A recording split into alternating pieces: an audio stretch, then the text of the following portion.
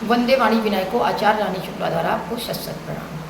आज हमारा विषय है कि अगर आपके पास कुंडली नहीं है, डेट ऑफ बर्थ नहीं है, टाइम नहीं है, महीना भी नहीं पता, तो हम कैसे किसी जातक के बारे में पता लगाएं कि उसका कौन सा ग्रह प्रभावी है और कौन सा अप्रभावी है। इस विषय पे हम चर्चा करेंगे। चलिए आते हैं अपने विषय पे।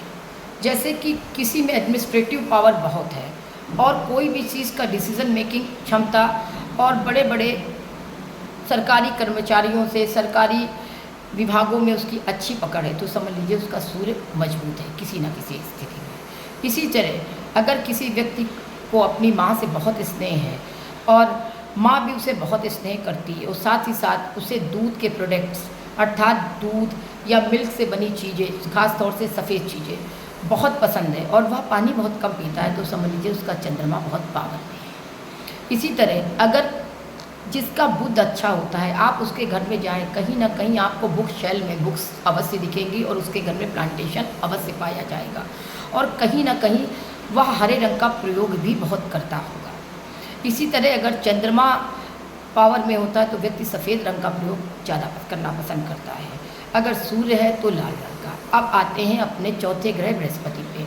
अगर किसी का व्यक्ति का बृहस्पति बहुत अच्छा और पावर में है तो उसका मंदिर बड़ा सुसज्जित, बड़ा व्यवस्थित और उसकी हर बात में कहीं ना कहीं धार्मिक तथ्य या धार्मिक संबंध अवश्य मिलेगा और कहीं ना कहीं वो आपको माथे पे टीका या चंदन लगाते हुए कुछ ना कुछ, अगर उसके में कुछ भी बृहस्पति का अच्छा है 1% भी प्रभाव है तो जरूर दिखेगा और वो धार्मिक, सात्विक और न्यायवादी होगा। जो भी कहेगा वह बहुत न्याय संगत होकर कहेगा और शास्त्रों को संबल और शास्त्रार्थ का ज्ञाता होगा। तो आप समझ लीजिए कि अगर उसके घर में मंदिर की पोजीशन, मंदिर बहुत नीट एंड क्लीन है और पीले रंग का प्रयोग भी ज़्यादा करता है तो उसका बृहस्पति कहीं ना कहीं प्रबलता है। अब आते हैं शुक्र में।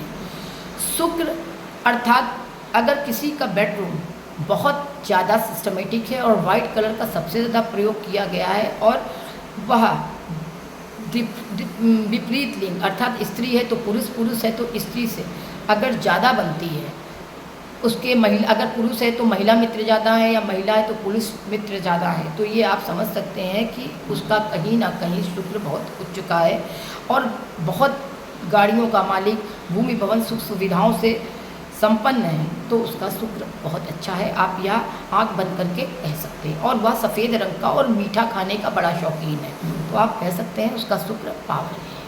इसी तरह अगर किसी जातक में लेबर करने की क्षमता बहुत है और वह बहुत मेहनती है, 24 घंटे काम में जुटा रहता है और उससे उसके अधिकारी भी खुश रहते हैं और अच्छी तरह से उसकी जॉब सुचारू रूप से चल रही है और कोई काम में अवरोध नहीं आता, तो आप ये समझ लीजिए उसका शनि मजबूत है और उसमें दया की भावना है और वह न्याय संगत बात करता है, तो वह शनि, क्योंकि शनि को न्याय का देवता माना गया और कहीं ना कहीं उसको काला रंग बहुत पसंद होगा और साथ ही साथ वो कोई भी चीज़ को बहुत सिस्टम से, चाहे धीरे धीरे सीक्वेंस पे करता हुआ जाए, करेगा, तो आप समझ लीजिए उसका शनि प्रबलता भी है।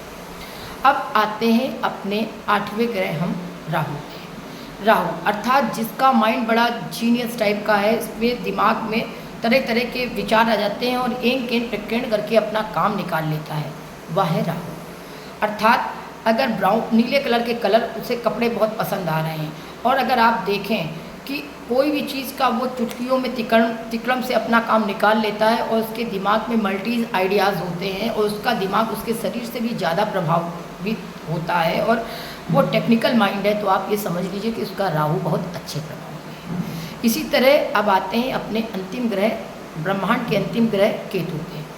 कोई व्यक्ति धार्मिक मेडिटेशन ज़्यादा करता है, एकांत में रहना पसंद करता है, ज़्यादा परिवार में रहते हुए भी वो आइसोलेट रहता है और मानसिक मनन चिंतन करता रहता है। कोई भी चीज़ को बोलने से पहले 100 बार सोचता है और मनन, और साथ ही साथ वह अध्यात्म से जुड़ा हुआ है और जीवन कुटुंब में रहते हुए, गृहस्थ जीवन में रहते हुए भी वह वैरागी के जीवन के रूप में अपने जीवन को जानता है। और जब भी आप बात करें तो वो कहते हैं कि वो अगर यह कहे कि संसार मिथ्या है तो जगत माया संसार मिथ्या है, तो आप ये समझ लीजिए कि उसका केतु कहीं ना कहीं प्रबल हो चुका है। जीवन के अंतिम पड़ाव तक आते आते वो कहीं ना कहीं आध्यात्म से, स्पिरिचुअल या उपदेशक या मोटिवेशनल स्पीकर या विश्व गुरु अवश्य बनेगा। जितने जितने भी हमारे विश्व गुरु स्वामी विवेकानंद हुए हैं, उन सब की 12वें में केतु बहुत उच्च और अच्छी पोजीशन में है। 12वें का केतु इंसान को मोक्ष दे देता है। इस प्रकार आप छोटी छोटी चीज़ों से और उसके आचार विचार का देख कर किसी जातक या जातिका को ये बता सकते हैं कि कौन सा ग्रह उसके क्या प्रभाव में है। उसके घर, उसके रहन सहन, उसके बोलने बात करने के तरीके, उसके कलर के प्रभाव के गुण के कारण आप बता सकते हैं कि कौन सा ग्रह उसकी प्रबलता में है। वंदे वाणी विनायक को उम्मीद है कि मेरा यह छोटा सा वीडियो, जो कि सरल भाषा मैंने ग्रहों को ज्योतिषीय परिवेश में आपको बताने की कोशिश की है, आपको अवश्य समझ में आया होगा। अगर यह वीडियो आपको बहुत अच्छा लगा हो तो प्लीज़ लाइक, सब्सक्राइब और शेयर अवश्य करें। वंदे वाणी विनायक को आचार्य रामेश्वर आपको सत सत प्रणाम।